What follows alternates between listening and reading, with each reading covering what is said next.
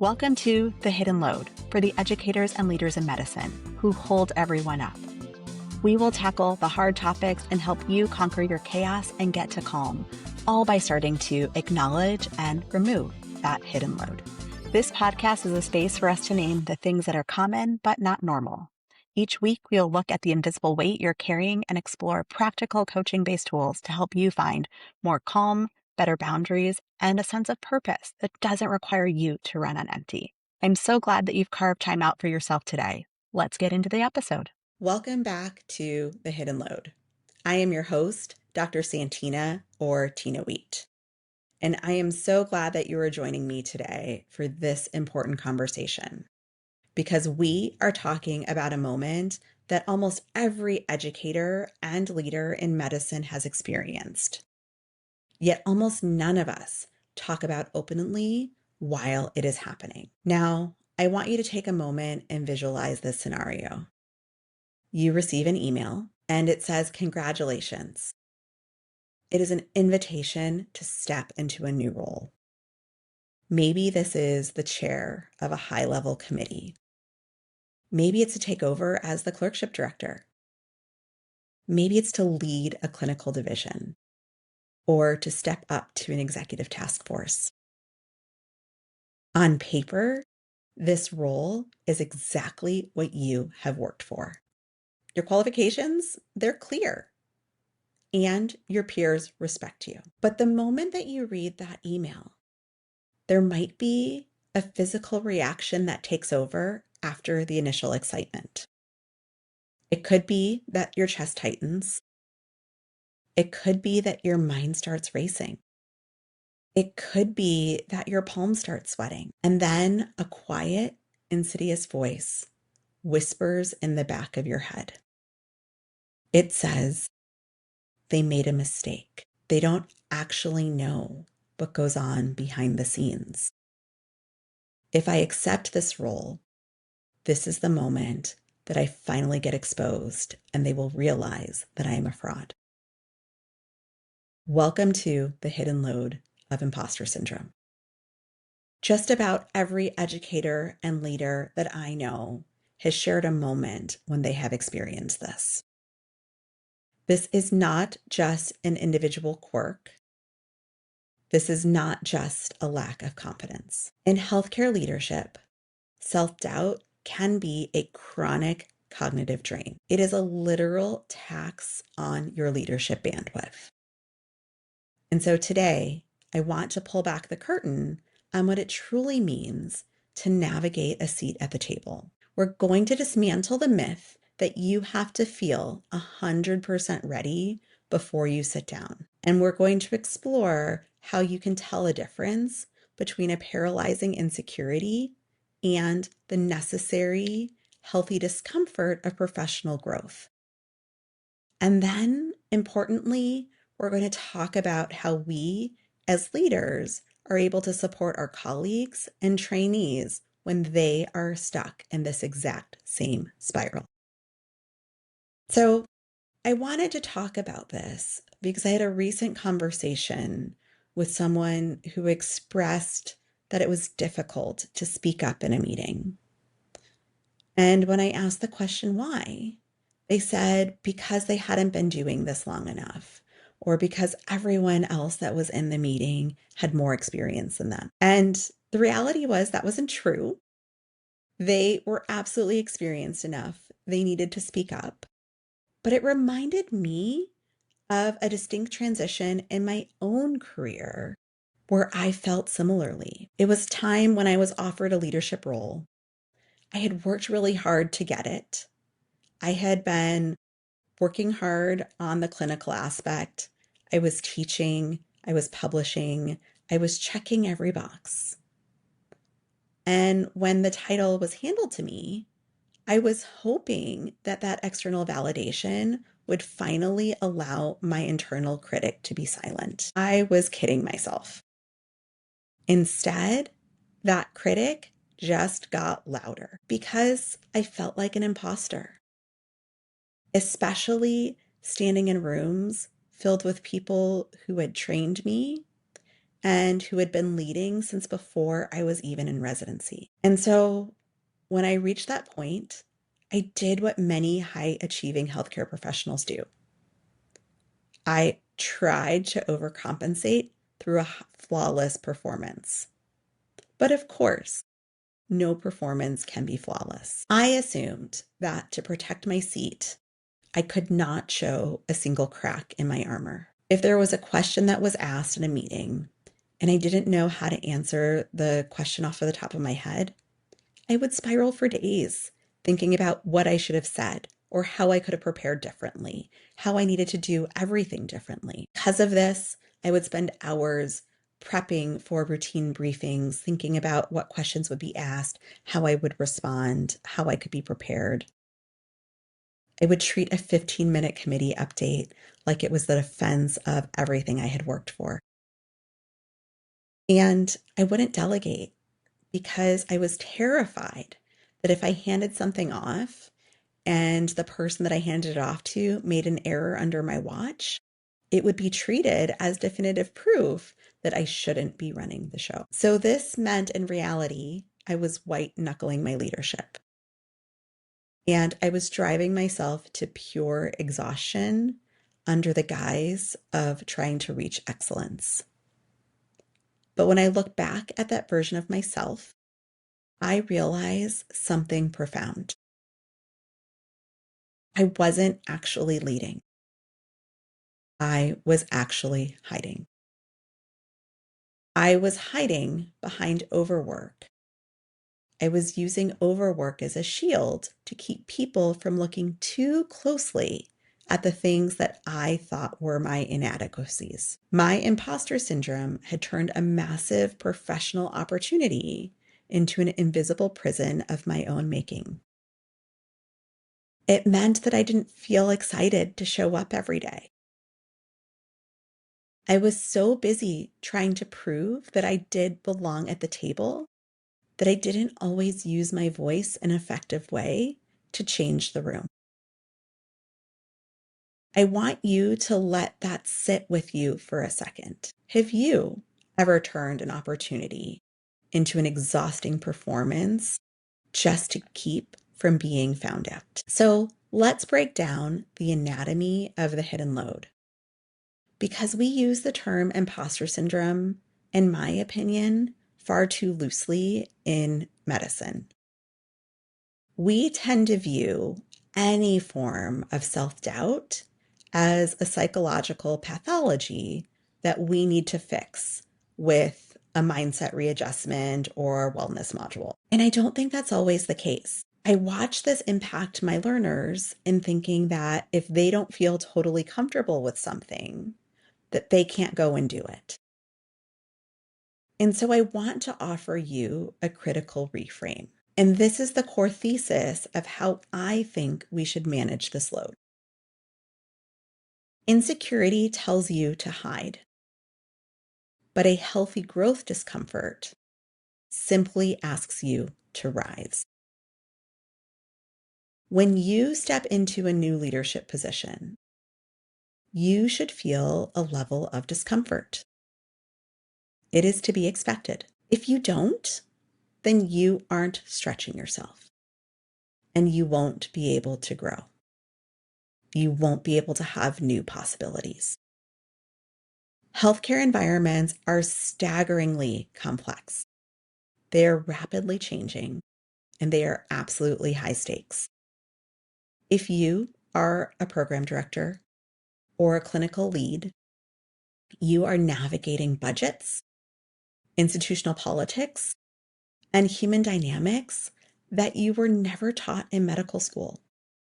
And you're doing this all while still trying to look out for your patients and their health.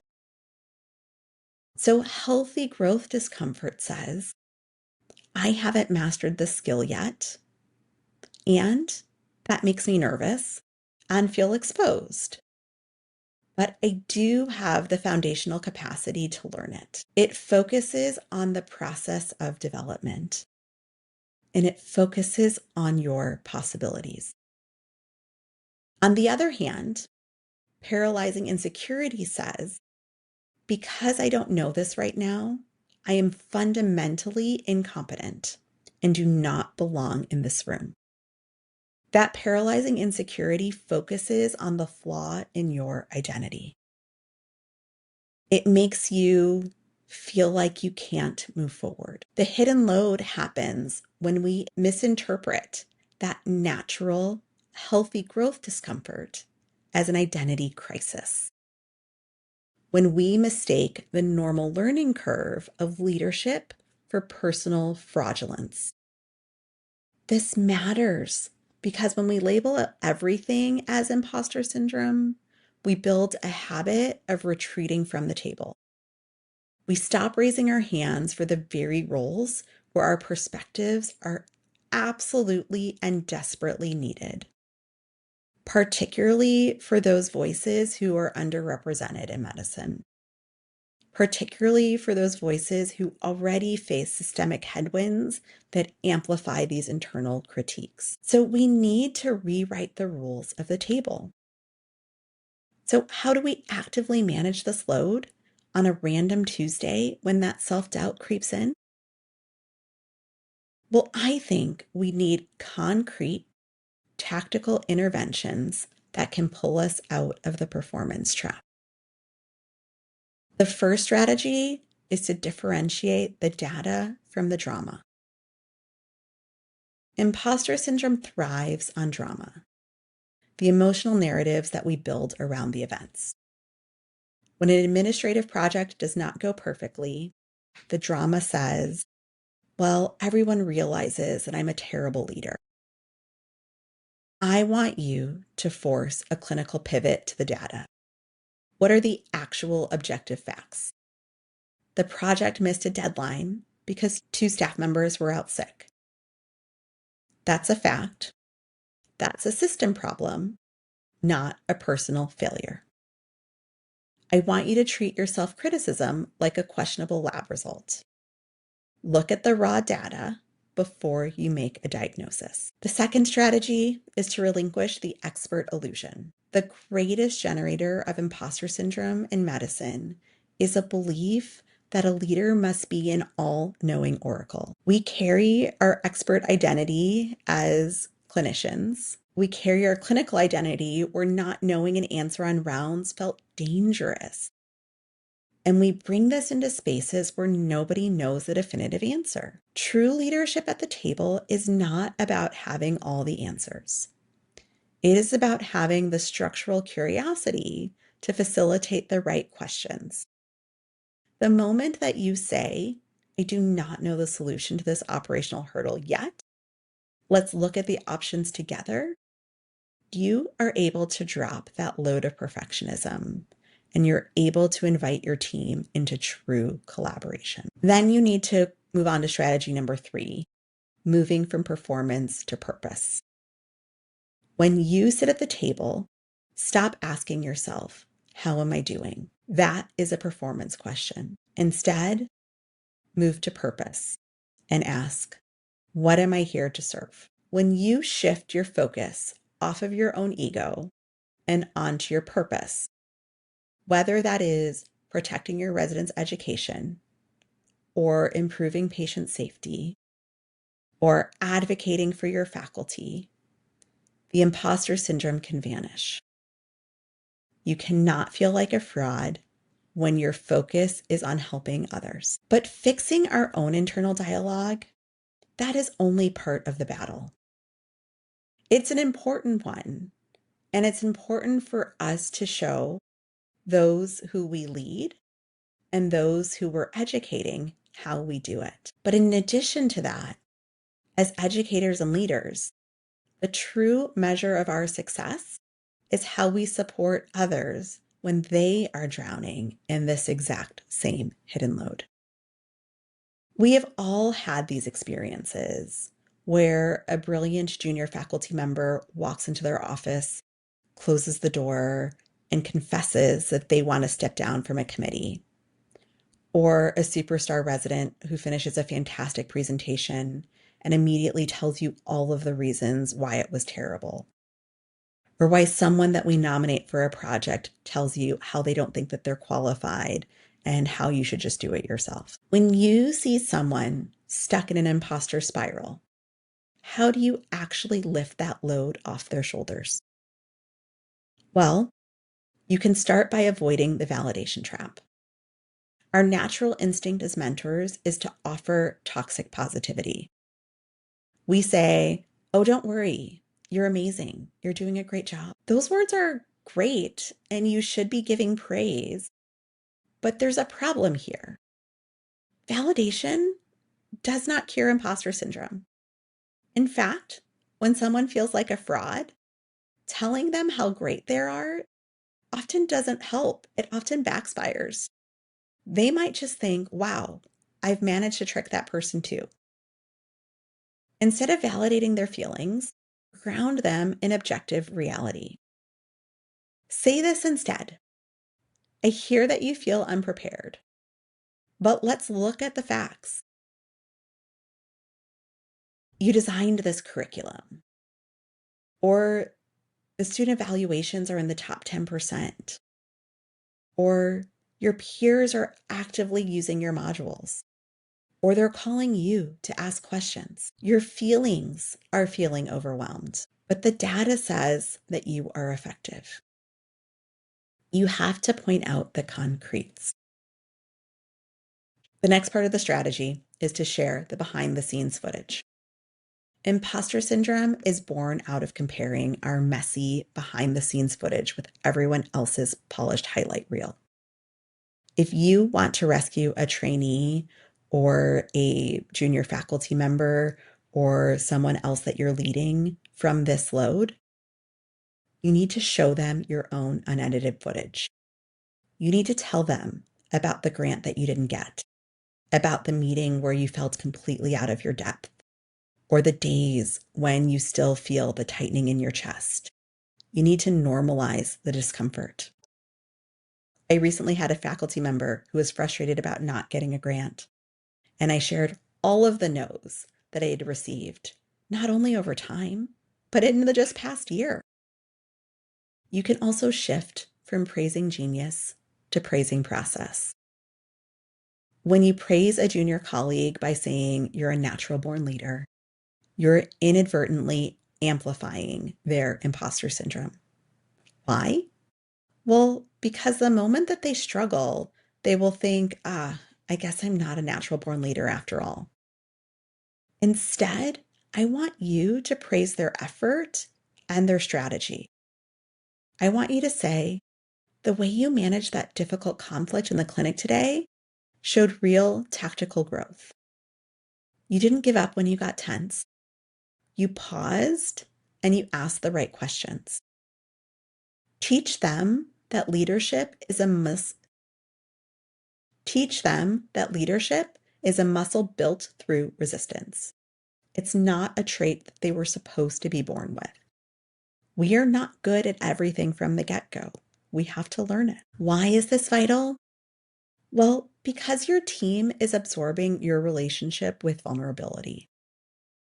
If you are a leader who operates out of paralyzed insecurity, you will inevitably create an environment of fear-based perfectionism. Exactly what I was doing to myself before, that was not healthy. Your residents will hide their mistakes.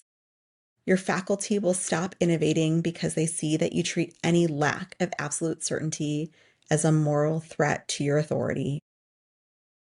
You are passing your hidden load down the ladder. But when you own your growth discomfort and when you actively coach others through theirs, you create an institution that's built on genuine psychological safety.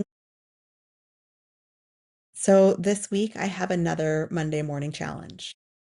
I want you to keep an eye out for a colleague or a trainee who is over-preparing, pulling back, or dismissing their own achievements. I want you to catch them in that imposter spiral. Don't just tell them that they're great. Sit down with them and share a story of a time that you felt like a fraud and help them separate the data from the drama. Take a deep breath, uncross your arms, and use your voice. You weren't given a seat at the table by mistake. and neither were they. Thank you for listening to this episode of The Hidden Load. If it helped you put down a piece of your own internal weight today, I hope you will share it with a colleague, a trainee, or another leader who is currently navigating their own new seat at the table. Let's lighten the load together, and I look forward to seeing you next time. Thank you for listening to The Hidden Load. If today's conversation spoke to you, I would love for you to share it with a colleague who might need to hear it too. It's one of the simplest ways we can start shifting the culture of medicine together. And remember, your time spent reflecting here matters. You can earn free CME or CE credits for listening to today's episode through the Pinnacle app. You'll find that link in the show notes. If you are looking for one-on-one coaching support or want to dive deeper into the resources we discussed today, let's connect. You can find information on how to reach me in the show notes. And don't forget to hit subscribe so that you never miss an episode. And leave me a rating so that others can find me too. And take care of yourself because you deserve to be held up too. And I'll see you next time.